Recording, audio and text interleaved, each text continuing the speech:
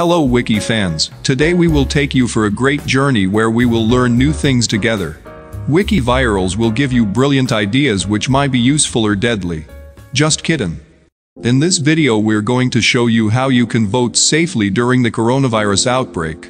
The coronavirus has made so many things more difficult, including exercising your right to vote. The good news is, there are options available to make voting safer.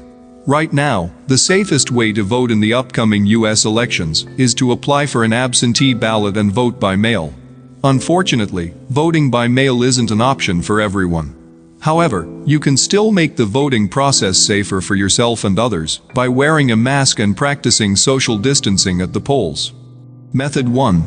Voting by mail. 1. Check your registration status as early as possible.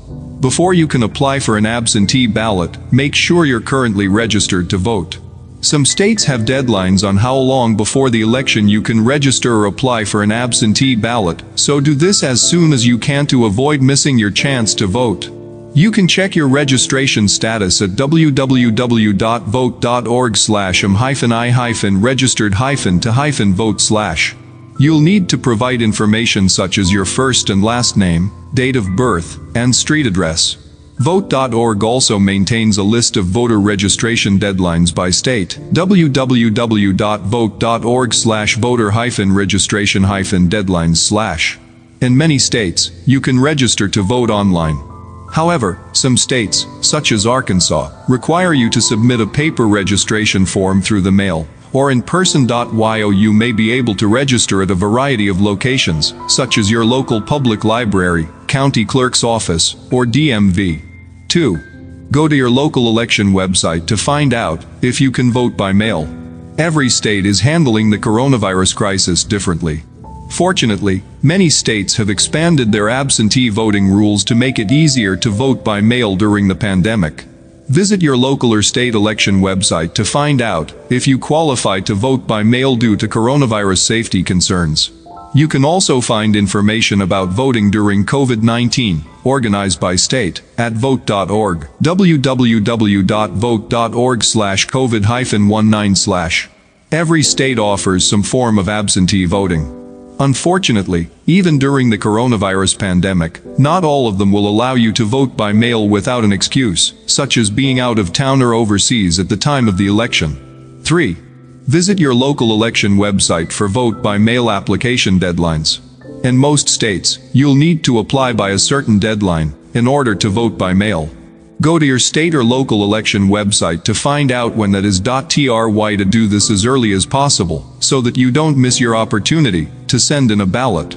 You can find a list of application deadlines by state at vote.org, www.vote.org/absentee-ballot-deadlines/.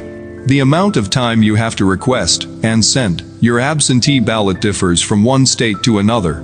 For example, in California, you can hand in your application for an absentee ballot in person on election day. In Nevada, though, you have to deliver your application, or it must be received by mail, at least 14 days in advance. If you sent in your application by the state deadline, but your absentee ballot doesn't arrive on time, don't worry. You might still be able to vote by mail using a federal write-in absentee ballot. You can download the FWAB here, www.fvap.gov/eo/overview/materials/forms. 4. Apply for an absentee ballot through vote.org. Vote.org makes it easy for you to send in an absentee ballot application. Go to www.vote.org/absentee-ballot/ or follow the links at the bottom of the page to fill out an application specific to your state. You'll need to provide information such as your full name, street address, date of birth, and email address. If you're a military service member or a U.S. citizen living overseas, the rules may be different.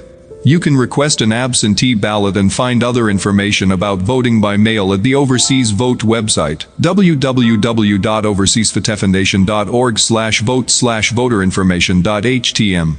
If you live in Washington, Oregon, Colorado, Hawaii, Utah, or California, you don't need to apply for an absentee ballot. As of 2020, these states are automatically mailing ballots to all registered voters. Just make sure your registration status is up to date. 5. Fill out and mail your ballot as soon as possible. Once you receive your absentee ballot, don't wait around. Your ballot will need to be postmarked or received by a certain date to be counted.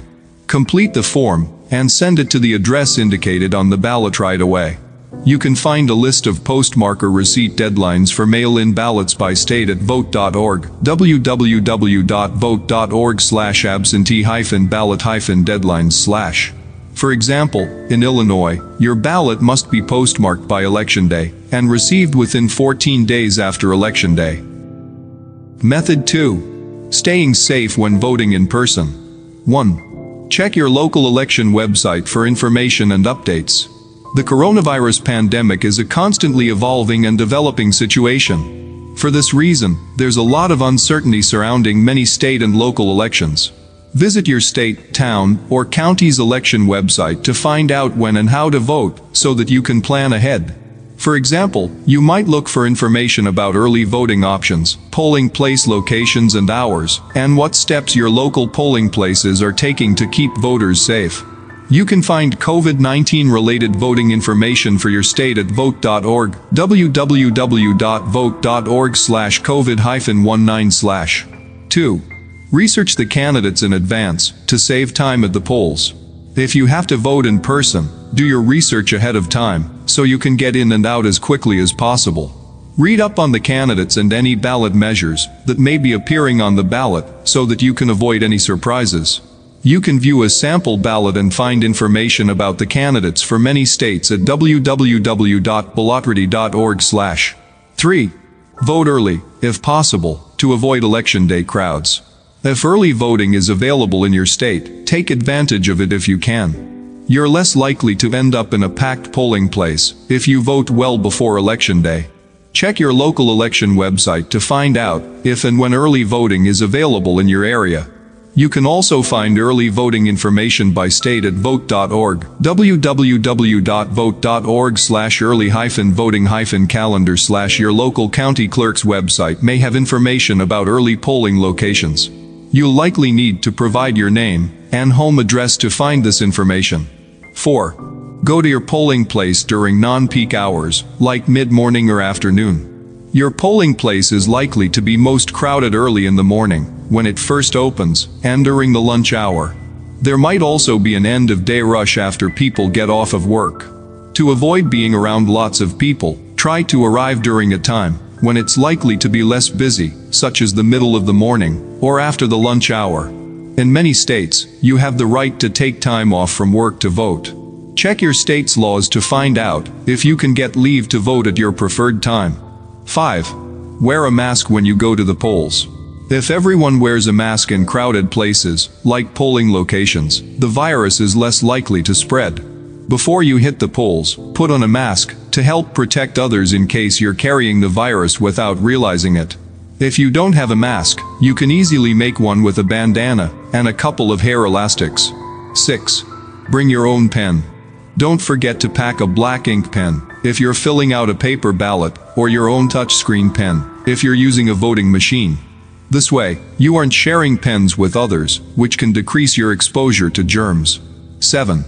Do your best to stay at least 6 feet, 1.8 meters, away from others at the polls. If your polling place is crowded, try to practice proper social distancing while you're waiting in line.